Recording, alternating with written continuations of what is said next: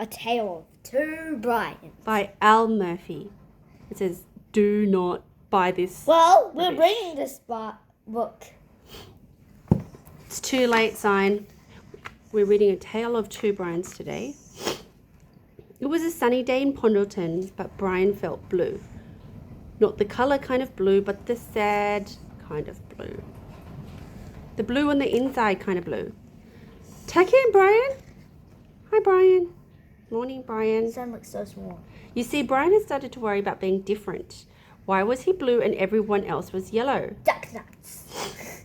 He knew that he was the same on the inside, but maybe it would be better if he was a bit more yellow, or if some of the other ducks were a bit more blue. Anything that would make him feel a bit more normal.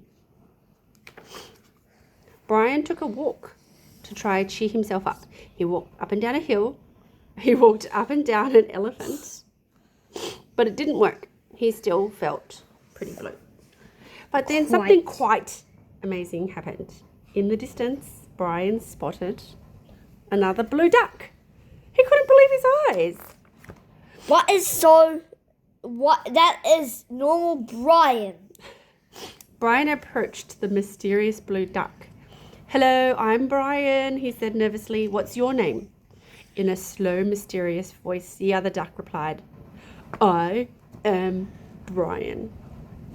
Boom! Brian could not believe his ears. I'm called Brian too, he spluttered, and we're both blue. Please, can we be friends? Well, they're not going to be friends, kids. Mysterious Brian shrugged coolly.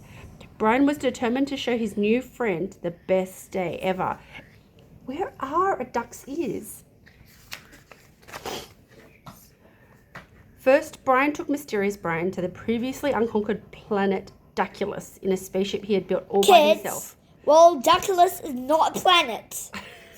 But Mysterious Brian was unimpressed. This place is rubbish, said Mysterious Brian, kicking a space rocket at an alien who was minding his own business. Oh dear, thought Brian, maybe I need to try harder. Donk. They went on a deep-sea adventure in Brian's homemade submarine and found the mythical sea duck, Ducknibus. Ducknibus is not even a thing. How incredible! Kids. Ducknibus had never been seen before. I've seen bigger shrimp, said Mysterious Brian, pinching Ducknibus for no good reason. Oh, Why dear. is he pinching him? He's so rude. Oh dear, thought Kids. Brian. He is being rude. Oh dear, thought Brian. Maybe I need to try harder. Well, excuse me. Well, excuse you. My favourite's the jellyfish. My favorite is the Duckulus. They found an enchanted forest where diamonds grew on trees.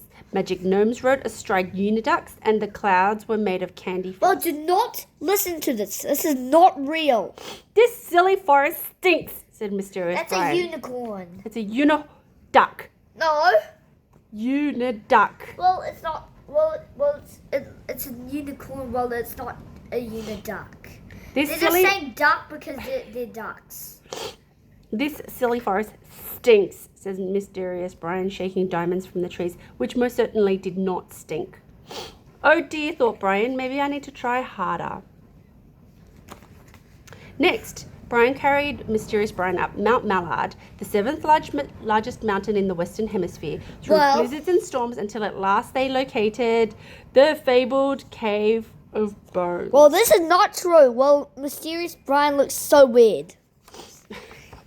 Where inside they found the last remaining dinosaur egg still preserved in ice.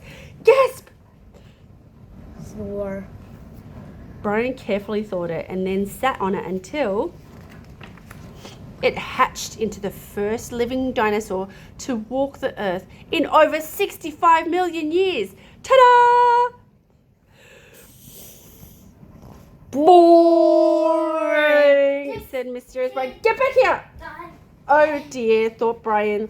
Maybe I need to try harder. Yeah. There was only one thing left that Brian could think of to show Mysterious Brian. It was the greatest thing he knew, and it was guaranteed to impress him. It was his best friend, Gregory. As usual, Gregory was in his inventing shed where he was busy inventing things.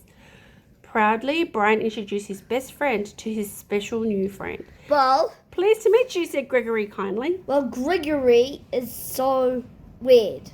Why are you wearing that ridiculous hat? Asked Mysterious Brian very not kindly. Mysterious Brian started to very rudely look around Gregory's shed, opening drawers, picking things up, and knocking things over. Rubbish. Lame. Eventually, he found a big red button on the wall with the words, Say do not push. Nobody tells me what to do, said Mysterious Brian. And before Brian or Gregory could stop him, Mysterious Brian had pushed the big red button. There was a rumble and a kaboosh, and Mysterious Brian was blasted into space. I'm sorry my emergency ejection button blasted your friend into space, Brian, said Gregory. That's okay, said Brian. I'm not sure he was a very good friend. And besides, I think I quite like being different after all. Yeah. The two friends settled down to a bowl of duck nuts. What a hole. They looked to the stars to see if there was any sign of Mysterious Brian. But there wasn't. The dinosaur's going down bowling alley though. Meanwhile, 300,000 miles away. Oi, alien! Prod. What's for dinner? The end. Well, kids, this is the end of the book. Thank you. Like and subscribe. To our channel.